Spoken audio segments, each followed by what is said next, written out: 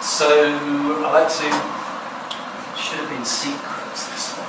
The secrets to increasing conversions. We've shown you how. Turn the camera. This is just for this room only. There's certain techniques you can use if you've got figures that are screaming at you. There's people that are bouncing off the website, they're staying for 1 second and it's really not working. One of the first and easiest ones to do is keep it relevant. So if you're providing local services, say waiting based on the website. Our previous seminar was Google Local Services. And we encourage people to put your business address on every page of the website, put the contact details there, put the name of the company and what you're selling on the tagline. Don't confuse people. It makes it easier for them when they come. The first thing they see on the website, they know where the business is, they know what they sell, and they know what the web page is all about. Jonathan mentioned earlier, if you're just targeting people that are local to Bristol and you get a lot of people from the USA or from Scotland or miles away that are visiting the site, you can address this by making sure your business is local, registered with Google Maps as well, Google Local, to let Google know where you are as well. And the meta tags as well. It's no good just writing it on the web page. You need to either do it yourself in WordPress or ask your developer to write the tags behind the page so that Google can read the information behind the titles of the pages and know exactly where you're based. Improve the content. So is your website copy engaging? Does it compel and inspire people to read your products, your services, and inspire them to buy from you?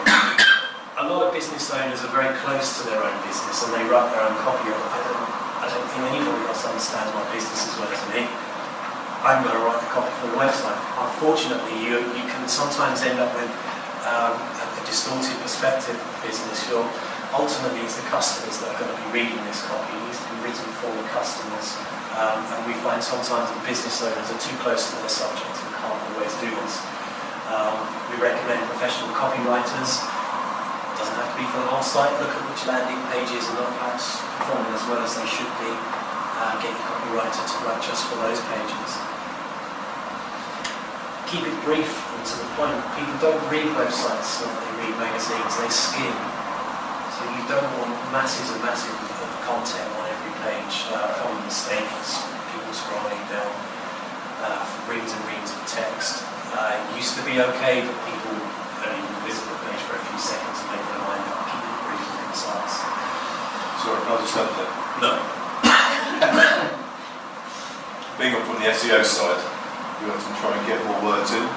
So, in terms of keeping it brief, the key thing is to, you can have longer stuff, but it's grabbed people in the first couple of lines. So if you have got more words on there, you can almost say, well, a lot of people may not get down to there, but make sure at the beginning that you've got a great heading, you've got a great first paragraph. So people get what that page is about within a few seconds. There's a term in web design which is used by the printing press for many years called the fold. And it goes back to the days of broadsheet papers. You fold the paper and you look at the headlines on the first page, all the captivating stuff has to be there. Same with websites, the fold is what's displayed on the screen when the customer first visits. Anything below the fold they have to scroll down. It's not immediately obvious to them. For a brilliant example of keeping everything above the fold, look at thehouseclinics.co.uk.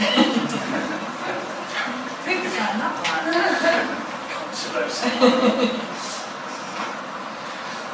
Professional grade photos as well.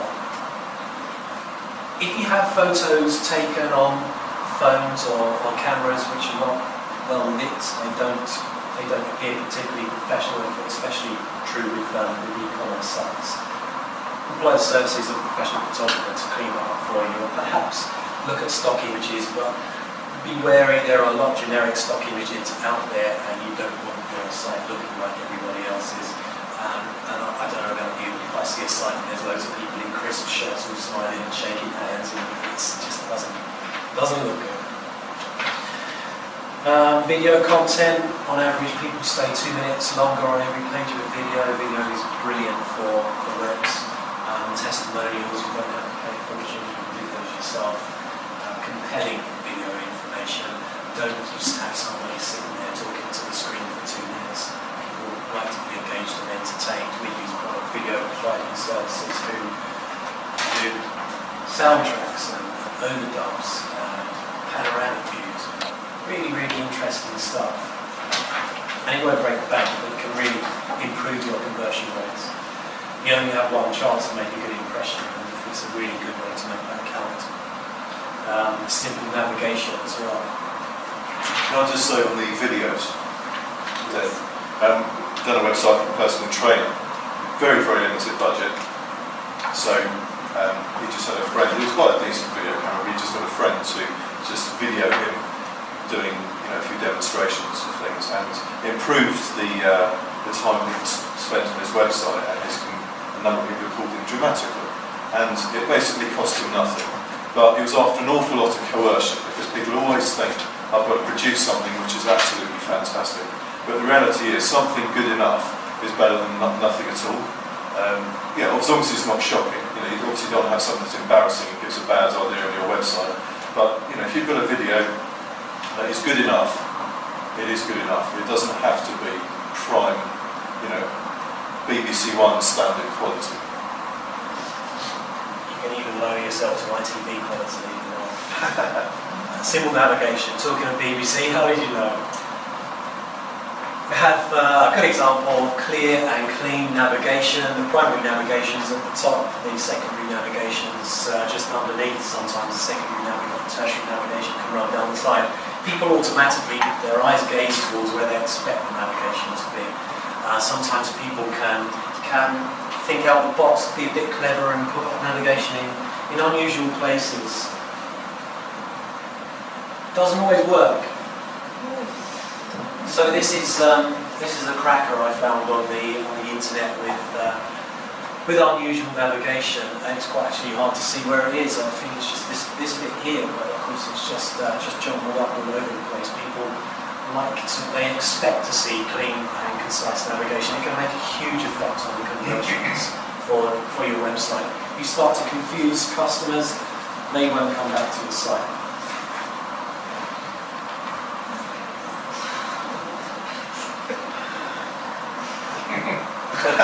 Talking of simple navigation. Should say that. This is to people that are running adverts with AdWords, pay-per-click. Very, very important to sync the adverts with the product you're advertising. We were at a webinar last week and the guy was talking about selling green ties. So you placed your advert for green ties, you put a lot of thought into how to sell it. People click on the green ties and want me a green tie, they come straight to the homepage of your website. You're now expecting them to find the tie section, find the green tie section, and find perhaps that specific one that you described in your advert. You're making it as hard as possible for people to find your products. It's not going to work. Sync the two together. They click the green ties, they come straight through to the green tie.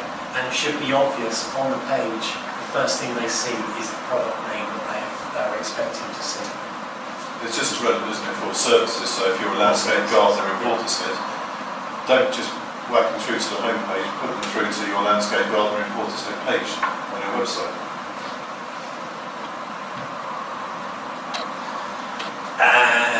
Fresh content.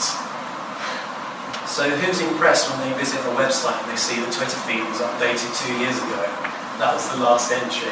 Or the blog feed had an article from last Easter and there's nothing since then. It doesn't give a good impression to the customers. Or you've got one Facebook like and 2 people following. That's great while you're building up your social profiles, but don't advertise it on the website until they're healthy enough to put on there. Once they are on there, make sure that they're regular, fresh content. One thing that deters me from buying from any website, if it says copyright 2007 at the bottom of the page, I instantly know that they're not serious. And the content is old, the prices may be out of date.